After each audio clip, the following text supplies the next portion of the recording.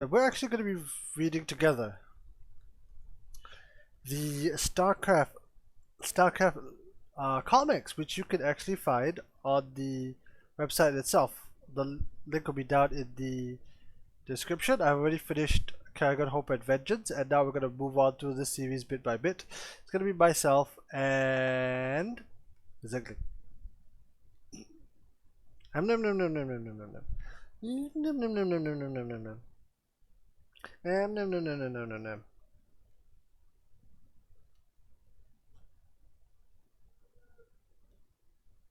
Anyway, so basically what I'll be doing is I'll be reading the comic and basically giving you the lore breakdown of whatever I know. It was actually really fun the last time. Hopefully this comic will be great as well. Now, something important to note is that this comic was released in October of 2015. If my memory serves correctly, Legacy of the Void was released in 2016. In fact, let me actually check. Sea of the Void. Blah blah blah blah blah blah blah blah blah blah. When was it released? Okay, it was released on November 10th. Alright, so this is actually the companion comic similar to Hope and Vengeance. And basically these comics were released in conjunction to kind of like, you know, hype up the release of the new expansion and ultimately to drive sales. Kind of similar to what happened with Shadow Wars, which is I can see is a very long running comic in fact. This was released with the War Chest. Again, if you want to read these yourselves, you can go to this site and it'll all be here. But without further ado, let's actually read Starcraft 2 Legacy of the Void. Artanis Sacrifice by Matt Burns, James Wog. I can't read this. Emmanuel Tenduin and Clem Robbins. I don't think these are the same people who did the previous. It's a bit big. I don't think these are the same people who did the previous comic. We see, let's see, it's an Archon and it's what I presume to be none other than Hierarch Artanis. Okay, let's move on. Oh, okay, I think it's this story. Might have read this before. This is some awesome stuff. Matt Burns and James Watch are the writers, the artist. Edgard, I'm sorry, I can't pronounce this. The colorist is Emmanuel Tenderini, Clem Robbins, Logan, so on and so forth. All these wonderful people who put this together. The cover was also done by the artist. The graphic designer is Marcos C. So I don't read this. Okay, creative consultants. Interesting. Chris Metzen. Now that's an important one. Now Chris Metzen was the he was the overall game director. I think he wrote StarCraft 1 basically, and good chunks of StarCraft 2. I don't think he wrote Legacy of the Void, but he was definitely, you know, a consultant and hence to be credited. Alan Dillings, I don't know these other guys. Justin Parker, low consultant, interesting. Sean Copeland. Producers is Michael B. Rachel D. John, Korean, interesting. And this was made in 2015. Alright.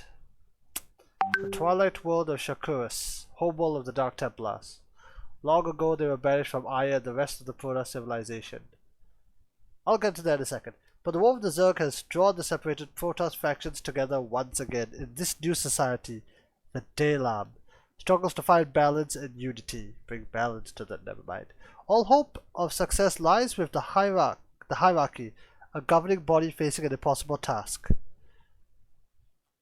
Our fleet needs repairs, yet still your Nerazim hoard your resources. Nerazim, once banished Protoss, also known as the Dark Templar. Okay, so before we get into this council meeting, let's talk about what exactly happened. Alright, so eons ago, the Protoss discovered that they could basically link their thoughts and their emotions through something called the Kala. It's kind of a giant crystal. Basically, they allowed people to be neosynced with each other. The problem was that at some point, and by the way, this was considered the greatest thing that had ever happened to them at that point because it just ended civil war on their planet. The Age of Strife, I believe it was called, or the Eon of Strife. What happened, however, was that after a while, a group of Protoss called that would become known as the Nerazim, led by Vashagal, I believe, decided that no, we do not want to be part of the collective hive mind. Basically, that's it. That's all they had kind of decided. The government at the time, the conclave, wanted to have them all executed because that was both a direct threat to their rule and to their unity. In the end, Admiral Adun, he was given the order to basically kill them. Adun refused, and Adun actually helped them escape at the cost of his life, although that's another long story. Basically, but after the fall of Aya to the Zerg, PVZ, what do you expect? They actually fled to Shakuras, which was, again, as it's mentioned here, the whole world of the Dark Templars. They're basically living together, where the Dark Templar were generally quite generous to allow their former enemies to come and stay with them. Alright, so let's take a roll call of who's here. Mohanda, no idea who he is. Vorazun, the daughter of Vashagal, I believe, and the leader of the Dark Templars. Artanis, Hierarch. Tenebrous, Urun, Nathan, Selendis, whom we know from Legacy of the... whom we would know from... and in fact, actually, Selendis actually appeared in Wings of Liberty in one of the missions. I believe it is speculated that when you play Broodmore, she is one of the Protoss commanders you play, although that's not been confirmed. And Zakrath. These three, I think, are Dark... Mohanda is definitely Dark Templar. In Wings of Liberty, he was actually a Void Ray pilot in Outer Darkness. Adun was a Phoenix pilot, so he's probably Kalai. Kalai is basically the group from Aya. Narazim is basically the group from Shakuras. I'm just gonna put together the data. Okay, let's see.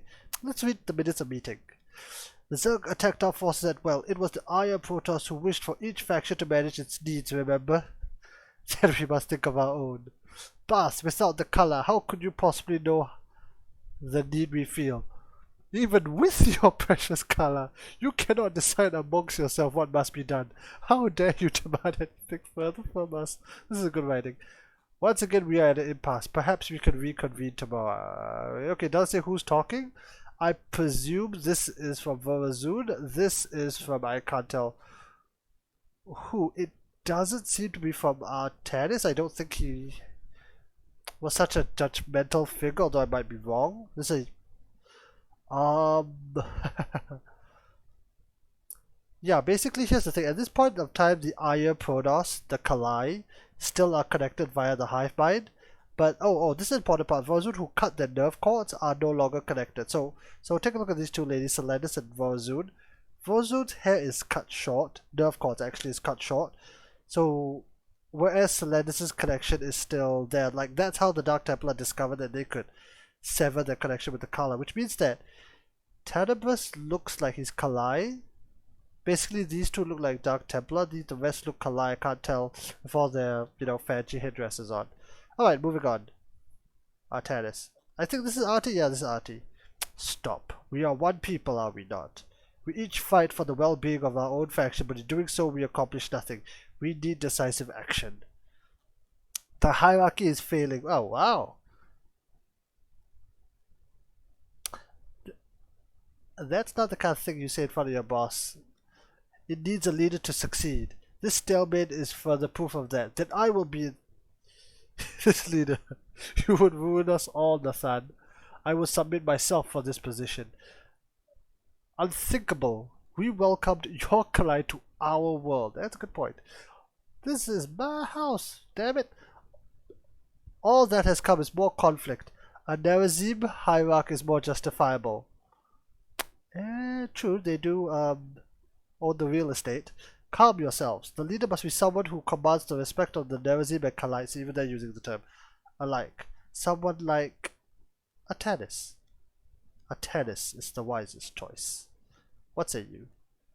You flatter me, but my place on the hierarchy is temporary. I still intend to step down after the next cycle ends.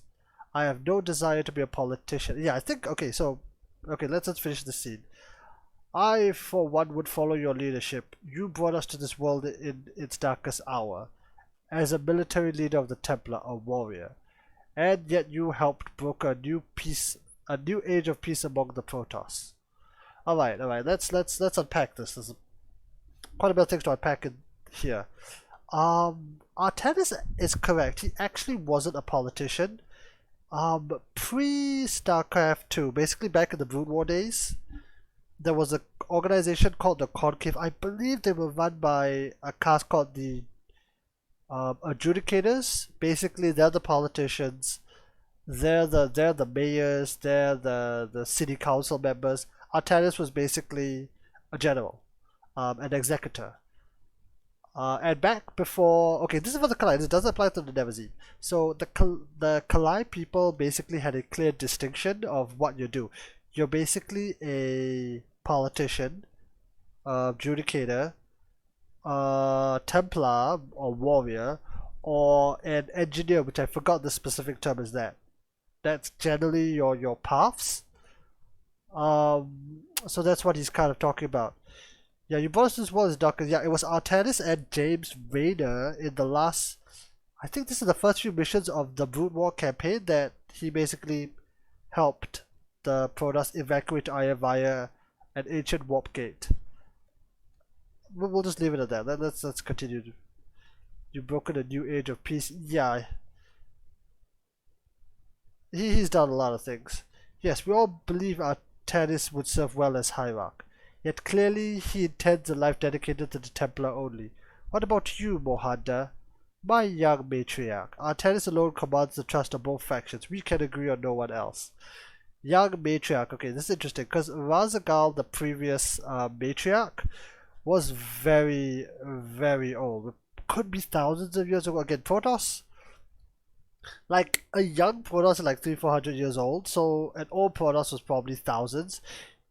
I believe she succeeded her mother, although it's not explained. I'm not going to go into how Protoss reproduces because nobody knows. So hence this interesting term. Alright, what else is there? Let us adjourn for now. We have exhausted our options and the situation is most dire. Artanis, we will give you until tomorrow to reconsider. If he declines, I will withdraw my support for this union, as will I. Wow, I will not support your departure. What is the point of this day, love, if we cannot work together? Please commune with your Kala until we reconvene. If the hierarchy has no leader, it has no future. He's sitting out here all stubborn and lonely. Mohanda, this is not the fate I desire. Desire, my friend, often collides with needs. Tacita, oh boy, I knew this. Okay, he's pulling the Tacita card. I'm Tacita, friend, teacher. Even long after you are gone, I still look to you for guidance. Ah, you who were our savior, you who were once bred in a trade. They're probably going to go into the backstory. Okay, if they don't go into the backstory on the next page, I'll go into it very briefly. Basically, Tacita was, I think, almost in Artosis, but Artanis' mentor. There's a lot of backstory there, but we'll see if he talks about it here. Oh yeah, okay, here we go. How foolish I was in those days. Even as the Zerg besieged Aya, I obeyed the mad raving of the Conclave to hunt you down. We are in orbit above Char. Yeah, okay, basically the Conclave was the previous group of Kalai leaders before they had reunited with the Nevezim. We are in orbit. Our observers have detected Tacita below. I still cannot believe he would do this. Your respect for the Executor clouds your thoughts. He's colluding with the Dark Templar, even learning their ways. This is heresy. Heresy. I know him. He would not betray us. The Tacita you knew is gone. I sense his betrayal in the Kala. See for yourself. With my eyes I beheld an abomination. A Protoss wielding the powers of the Templar and the Dark Templar. Okay, basically, to cut a long story short, any kind of Protoss technology that was discovered by the Nevezim is considered heretical because they will not take, like the Conclave, will not take the risk of a Protoss trying to join them because that will quote unquote shatter their unity and shatter their control. So any moves like this, even if it's beneficial, is considered heretical. And again, the Nevezim have been gone for thousands of years. They developed their own technology to survive. And that proved to be useful in the Brood War. But let's see if they elaborate on that. Is this a Hydra? Or is this a Lig? I think this is a Hydra. Nice dual blades though. But I sense no evil in your thoughts, only something new. You may think me a heretic, but all I have done for our people. Isn't that what every heretic says? We must make peace with those we once banished and learn from those how to wield powers of the void. To cleanse Eye of the Zerg, we must defy our own beliefs and question everything. I know I demand much, but ask yourself this. What would you stop to save our race? Okay, so these are actually... Oh, I forgot what tribe they're from, but basically this... Unless I'm very mistaken, this Protoss is actually wearing a Zerg skull on their head because after the banishment of the Dark Templars, they basically became nomadic hunters with, you know, pretty cool things like cloaking, which the individual personalized cloaking, let's put it that way, which the Templar lacked, and he basically wanted to use the powers of the Void. Okay, the Void is this other dimension that apparently the Dark Templar had learned to use in their absence, but this falls under the category of the heretical technologies, hence this issue. Alright, let's move on. I would stop at nothing. Set a course for Aya. Tester and his allies will join us in our fight against the Zerg. What if James Raider is there? I will not warn you again, Executor. The Conclave will destroy you for this disobedience. The future of the entire civilization is at stake. They will see reason as I have. Okay, basically, in the Brood War campaign, the Protoss came in the final part. You go to arrest Tassadar because he's been consorting with heretics. And Tassadar said, oh no, they'll understand, you know, we need to use this technology, we're losing the war against the Zerg. By the way, unless I'm very mistaken, Jim Raynor tagged along. But until I see him, that's a side point. But they did not. Even as the Zerg defiled Aya, burning our cities and murdering our people, the Conclave bent all of its power against us. Though I was lost to despair, you remained absolute. We cannot defeat the Zerg while in the throes of civil war, but there is another way. I will surrender myself to end this bloodshed and give our people a chance to fight on. No. Who is this? This could be Phoenix, by the way. Or was he already a Dragoon by then? I can't remember. No, we can regroup. Find a new strategy. You cannot make this sacrifice, and yet I must. Yeah, this is one of the stupider parts of the Brood War campaign, where you play a PvP, you win, you defeat the Conclave's forces, and then Tassadar surrenders anyway. And in the next mission, you break him out of jail. Yeah, it's bad. Okay, so this is still backstory. Is this a... Oh, Selendis, right. Apologies for intruding, Executor. Members of the hierarchy are preparing to leave Shakuras. They believe you will reject leadership. They know the sacrifices you will have to be taking on such a role, as do I. Executor Selendis. Actually, I didn't know... They never actually explained how Protoss gender works, if at all, so I'm not going to touch on that. I fear we have all fought for will be lost if I do not accept. If the hierarchy dissolves, we will take our fleets to a new world and carry on. Not as the Daylam. You speak truth, and though many have fought for its formation, perhaps it was never fated to be. I will return tomorrow. Have we come together merely to be torn asunder once more? Or has fate left the future of the Daylam in my hands? Tassadar, if only you were here now instead of me. Yeah, oh hey, Jimmy boy. You were willing to give your life for the people's unity. And we all believed in you for that sacrifice. You gave us the courage to break our ancient laws to liberate you. And to launch our desperate attack against the Zerg and their ruler, the Overmind. Through your actions, I have learned change is only possible with conviction. Okay, so to summarize what happened real quick, again, as I mentioned, Jimmy Boy was here. And it looks so... I don't remember him being this unkempt, and if you play the remastered Brood War, he does not look like this. He's actually a PC hero unit, but that's beside the point. I think this is the... Oh no, that's Tassadar. Yeah, this is one of the dumber missions, which is that Tassadar surrenders, and then his allies... Zeratul, Raider, they just break him out. I think Phoenix was there, but I think it was already a Dragoon, so this probably isn't... No, this isn't Phoenix. Phoenix is already a Dragoon. The Overmind, by the way, had actually landed on Aya itself, so this was kind of relatively next door. What else did I miss? Yeah, that's kind of about it. Alright, moving on. And personal sacrifice. Okay, here we go. Executor, the overmind has been weakened, but I fear we have sustained severe damage to ourselves. I will steer the Ganadith. I can't read this. I still don't know how to pronounce it. In a collision course with it. If I could channel enough of the Dark Templar's energy to the hull, I should be able to bring a swift death to the accursed abomination. Remember us, Executor. Remember what you have done here today. May Adun watch over you. And Taro Adun. May Adun watch over you, by the way, is, unless I'm very mistaken, what the term Entaro Adun means. The Dark Templar have a completely separate term called Adun Toridas, which is May Adun hide you, because Adun was the one who let the Nerazim escape in the old days. There must be another way. How can you give your life so readily? I do not wish for death, my friend, nor did I wish to stand against the conclave which I once loved. By the way, before this, Tesla was their top general. This is the equivalent of the chief of staff going rogue.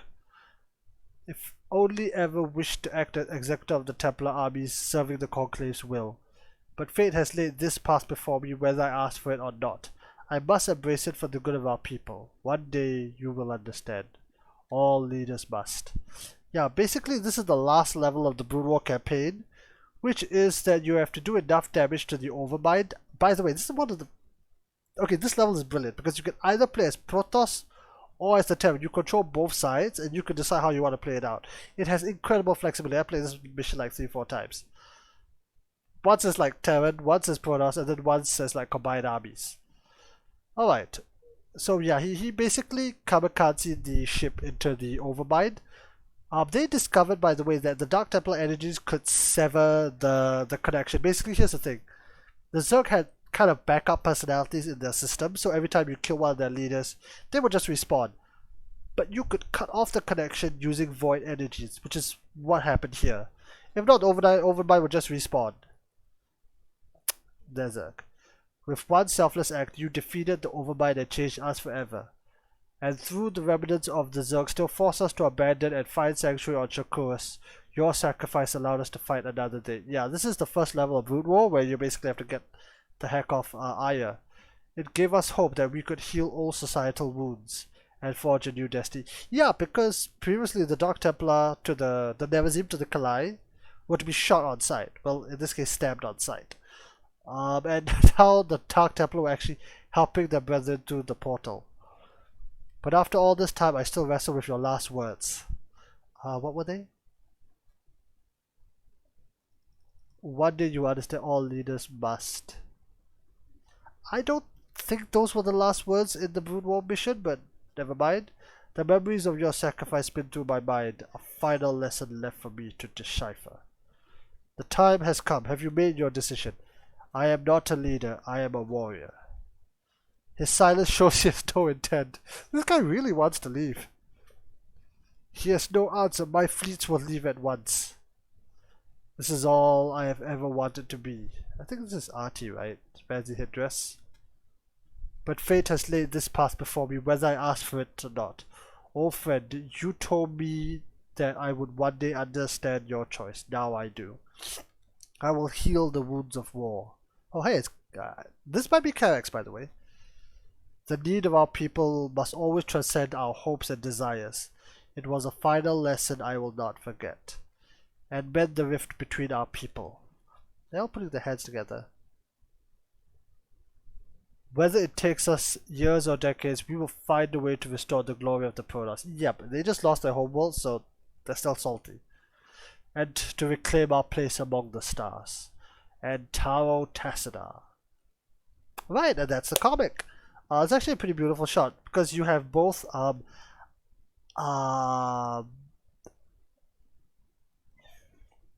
traditional like carriers and the voidways. By the way, these were already revealed prior. Like this has been out since Wings of Liberty, so it's not a surprise. They're all putting their heads together. I wish there was a shot of showing them what they did.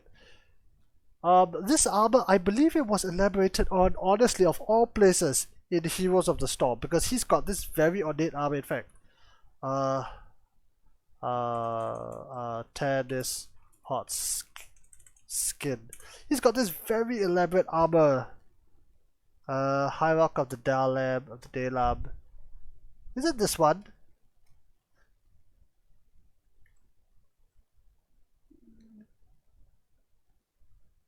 Yeah, this is it. He's got this very elaborate armor, which is, I don't remember ever seeing this in Starcraft 2, by the way. He has this like super elaborate armor to show that, in fact, let's read the description. As Hierarch, Artanis strives for unity among his people. Drawing inspiration from the cultures of Aya and Shakuras, this ceremonial armor, yeah, okay, this is it. This is that armor. I actually didn't realize it until I've been playing a bit more HOTS recently and reading through the skins. The HOT skins are considered semi-canonical. The way I interpret it is that it is true unless there's something directly contradicting, like stuff like yeah, stuff like this, right? Shortly after activation, Artanis purged Eye of the Protoss, and yeah, so this is like alternate history skin, but these skins are considered canonical, if you will. So yeah, this armor here is the same one in this picture. I mean, this is a good comic because, okay, basically the idea of Legacy of the Void, the entire build-up was the reclamation of Aya, because in the Brood War they lost it to the Zerg, as mentioned here, because even after the Overmind died, the other Savants were still able to beat. Look, if you watch ASL, Zerg OP, unless you're Flash, but yeah, so the whole point of the build-up was like to put together a great fleet and to reclaim a whole world for all Protoss, and that's what he's attempting to do. One thing I would like to have a little bit of criticism of this is that yes, this is a nice recap for people, maybe, you know, to get the Brood War players back to fire up the crowd, but I don't see in any of this comic, like, what is Artanis' issue? He's already a lead. He's already a military leader. Like, he just states, "I have no desire to be a politician." I don't see why that's the case. Is it because he still believes in the caste system? Is it because he believes that someone else is worthy of ruling? Is it because he doubts himself? I don't really see a reason for that. I mean, I honestly don't fully understand why it's called a sacrifice. Maybe I'm missing something. Against my first reread, I might reread this again, and if I've and addendum again when the video comes out on YouTube, I might add it below in a comment. But yeah, this was the comic. But with that, we're kind of done with this beautiful artwork. Again, if you want to read it yourself, you could go to, here it is, SC2 Media. You just go to the website, go on to media, all the comics are here, it's free to read. Go and do that. With that, I hope you enjoyed this video. The next time we'll be reading Nova 2016. In fact, this might be the lead up for Covert Ops, which I'm playing through right now as well. After we go on to Shadow Wars. With that, you know, I hope you enjoyed my breakdown and my, you know, tidbits, my ramblings. If you like this content, do like and subscribe. Not for me, for the Zergling.